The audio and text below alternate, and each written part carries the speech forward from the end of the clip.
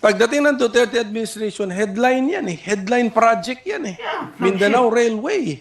Flagship project yan. How come ganyan tayo mag-decide? Parang naligo lang tayo, naisipan natin, paglabas natin sa, sa shower, sabihan natin, oh, gawa tayo ng railway. Tapos, naligo naman yung new leader, paglabas niya, sabihin niya, hindi, ayaw na natin. Ganon? Is that how we decide? Ang dami na natin nagasto para sa project na yan. Tapos ngayon, ipahinto lang, hindi lang. Bis! Hello dito man tayo sa ating political reaction! Please like and subscribe kung bago ka dito. As someone from Mindanao, nakakagalit talaga dahil hindi man lang binigyan ng kahit isang sentimo ang Mindanao Railway Project. As in, zero budget talaga sa panahon ni Digong. Yan yung flagship ng kanyang build program. Ngayon, anong nangyari? Shout out, BBM, ikaw pa yung unang presidente ko na binoto. Unang boto ko din. Panoorin natin ang video. Ito nga, nalulungkot ako nung narinig ko rin sa ating sponsor kanina na yung Project Management Office ng Mindanao Railway Program, 3 tao na lang, sabi ni Senator JV. Before the Duterte administration, alam ko yan, 2 tao yan. I think nasa Cebu pa ata. Oh, hindi siya, wala nga sila sa Mindanao, nasa Cebu lang yata sila. Pagdating ng Duterte administration, headline yan eh. Headline project yan eh. Yeah, Mindanao Railway. Flagship project yan eh. Tama. And then after the Duterte administration, 3 tao na lang. So, how come ganyan tayo mag-decide parang naligo lang tayo, naisipan natin, paglabas natin sa shower, sabihan natin, oh, gawa tayo ng railway. Tapos, naligo naman yung new leader, paglabas niya, sabihin niya, hindi, ayaw na natin. Ganon? Is that how we decide? Tama po ba yung facts ko? Teka, si Secretary naman, you have people there with institutional memory. Tama ba yung facts ko? Yung Project Management Office ng Mindanao Railway, before Duterte administration, 2 tao. Tama? Ngayon, 3 tao, facts yan. In between, during the Duterte administration, lumaki yan. Of course, dahil naging flagship project yan eh. And then it's that easily abandoned.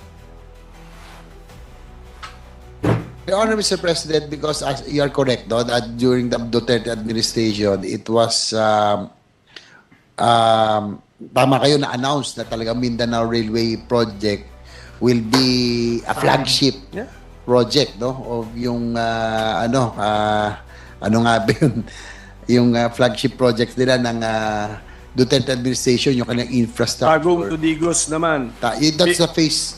Yes. First phase, Your Honor. Yeah, Before the Duterte administration, yung Project Management Office sa 2 tao, ano yun, Iligan to Cagayan de Oro yun. Ang focus nun. Oh. Yes, Your Honor. Unfortunately, when at the onset of the new administration, we withdrew the loan application because hindi po nagkasundo with the Exim Bank ba, no? DOF and China Exim Bank had a disagreement. So we withdrew the loan application.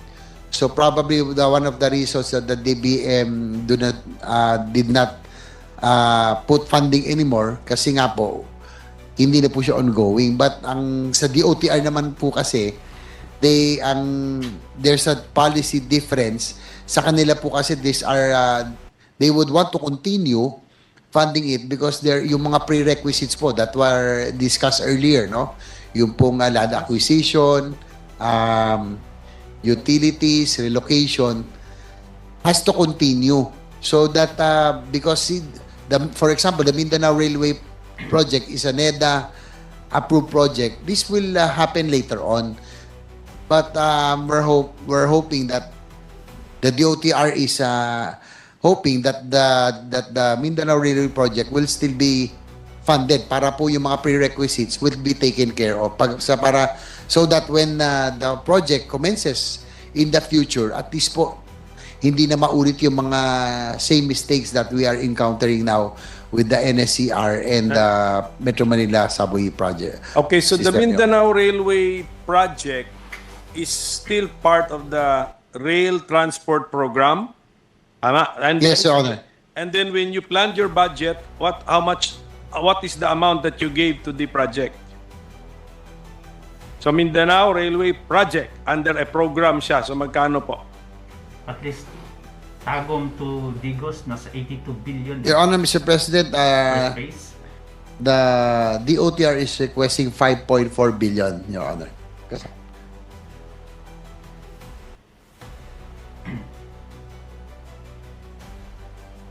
So 5.4 billion po yung Mindanao Railway project. Okay.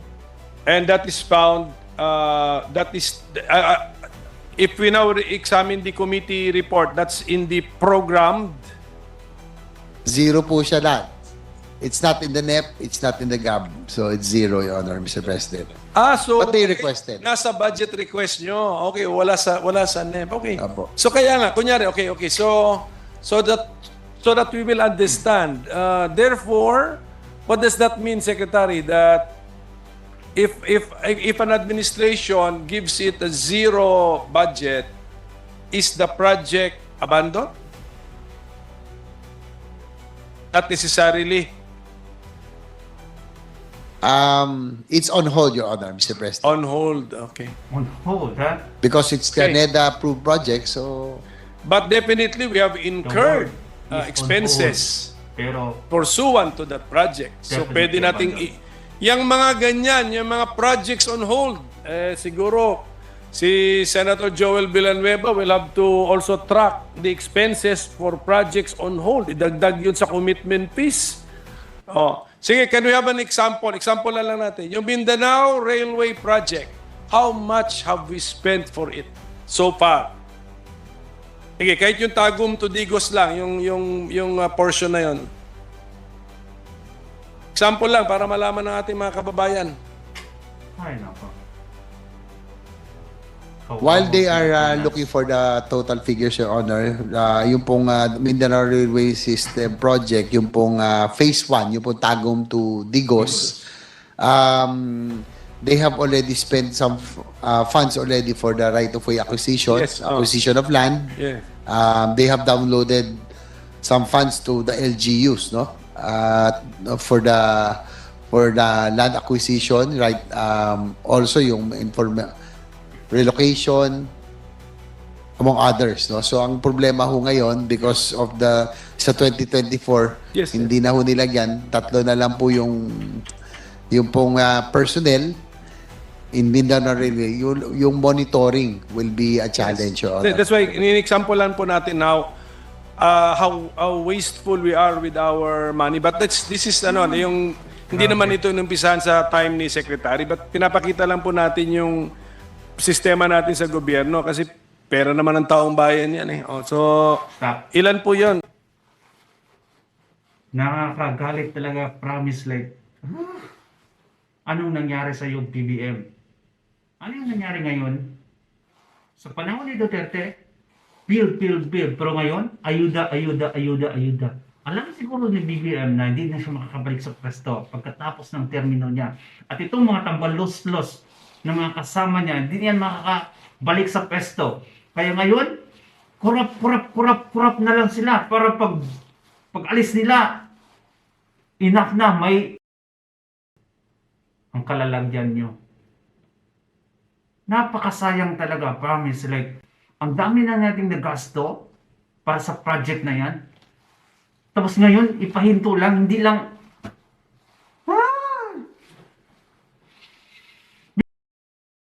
Next. Magkano po yun? Sample lang, example.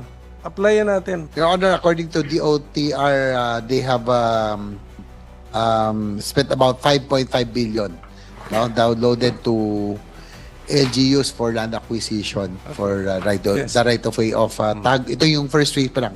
Yes. Tagum to Digos. Your Tama naman yun. Tama naman. Mabuti nga you're being very open and Tapos transparent abandon. about it. Siyempre, Nakagasto na ng 5.5 billion ng 5.5 pesos na for a project na tawagin na lang natin, let's use your technical terminology, on hold. On hold. May we know how many... yes? Wala kang maisip. 5.5 Yes, if you say ng on pera hold, ng tao. ibig sabihin yung project is on hold, Multiple ways. depende sa availability ng funds. Am I correct? Wala ngang funds eh. The project will be put on hold until the availability of funds. Am I correct?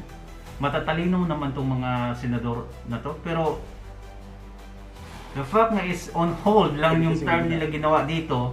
Parang sila na lang That's correct, Mr. President. That on according hold to na DOT term are dyan. additional preparatory works, no?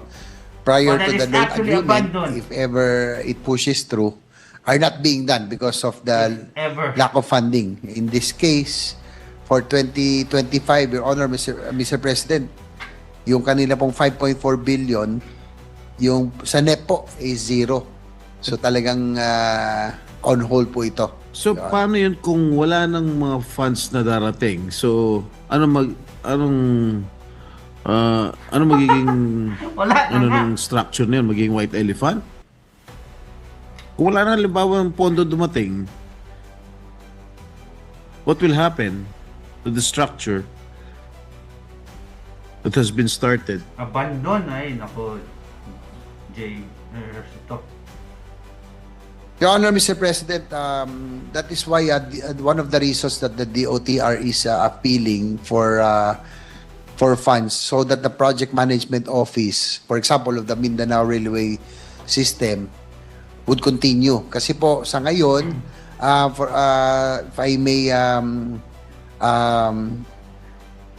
give you the figures, yung pong 2021 right of way ang na-release po for Mindanao Railway is 325.7 million.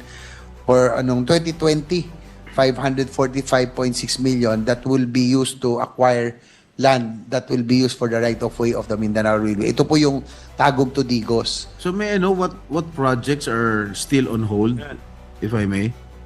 How many projects are still on hold?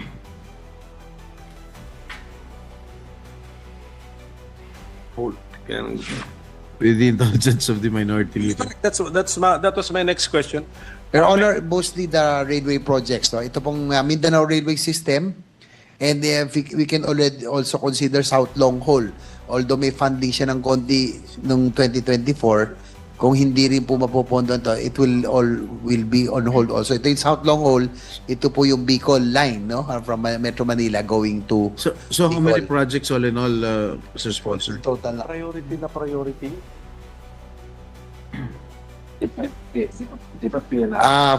Apat po, Your Honor, Mr. President. Sa tatlong railway,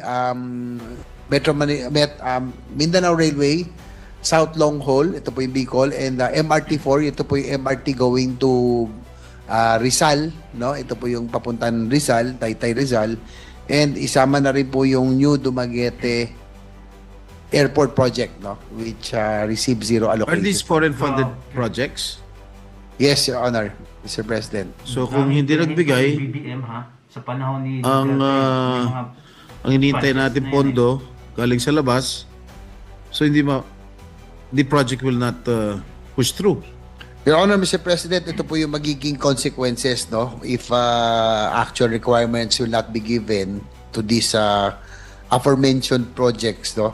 Delay on project preparation, such as procurement of ito pong yung right of way, yung pong land acquisition, yung pong relocation, yung pong pag-ano sa contractor, no? Yung engagement of the contractor, and start of construction itself. So all of this will experience delays, Your Honor, Mr. President. Thank you, Mr. Sponsor. Kawawa. Minority Leader. Thank you, Mr. President. Yun yung next question ko, mabuti. At saka thank you for being really anong tawag mo doon, upfront with us, DOTR. At least apat. We can say that not less than 4 major projects infra projects are on hold. Okay. Sige. Yes, that's Okay correct. po. 3 railway and 1 airport, Your Honor. Isa light railway, yung MRT. MRT4, yung po metro, going to Rizal. Rizal line po ito. Rizal line. Which is unfortunate kasi to quote the president, I think President Marcos announced a railway renaissance. Tama ba, Secretary? Do you confirm that? Did he say that? Minapa-double check ko that. Did he say it? Yes, Your Honor. That's There correct. will be a railway renaissance. That's Sabi po ng correct. boss nyo, sir, principal ninyo. Oh. And then 3 railway projects are on hold. So how do we reconcile words with reality? Ay, grabe. Yung word na on hold is friendly term na lang yan. Pero, unfortunately, that is abandoned. So, nalaman natin ngayon na may 3 railway project na on hold o kuno. Pero, it is definitely abandoned and isang airport. Ito yung pangit talaga. Kasi, grabe pa yung pangako ni BBM na, ipagpatuloy niya ang mga project ni Duterte kasi yan naman talaga yung gusto ng bayan. Pero anong nangyari ngayon? Hay! Nako! Pinahinto niya yung pinakamalaking project sa Mindanao. Ha? Kasi galit siya sa mga taga Mindanao. Andun yung mga Duterte eh. Kaya ganun na lang yung galit niya. Asan na yung pera ngayon? Of course! Tiba-tiba ang mga loko ngayon. Pagkatapos ng termino, ayun. Doon na, magkaalaman. Ay, nako. Nakakalit. Sayang talaga. Like, can you imagine? 5.5 billion pesos was put to waste. Sayang yung mga feasibility studies nila. Nawala yung mga procurement nila. Useless lahat dahil pinahinto, hindi nilagyan ng budget. We will not expect na. Kasi once na hindi na nilagyan ng budget, it means hindi na talaga yan lagyan. Ganyan na talaga yan. Naglulukuhan na lang talaga tayo. Kaya, mas gusto ko pang i-separate yung Mindanao sa buong Pilipinas. Philippines without Mindanao is nothing. Tapos ganun yung gawin niya.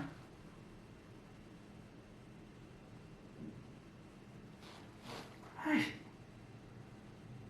Grabe. Kalabot kaayo. Sayang kaayo. Ano sa pa man itong kuan? Instead ng, the statement was railway renaissance. Railway abandoned pala. Bye-bye.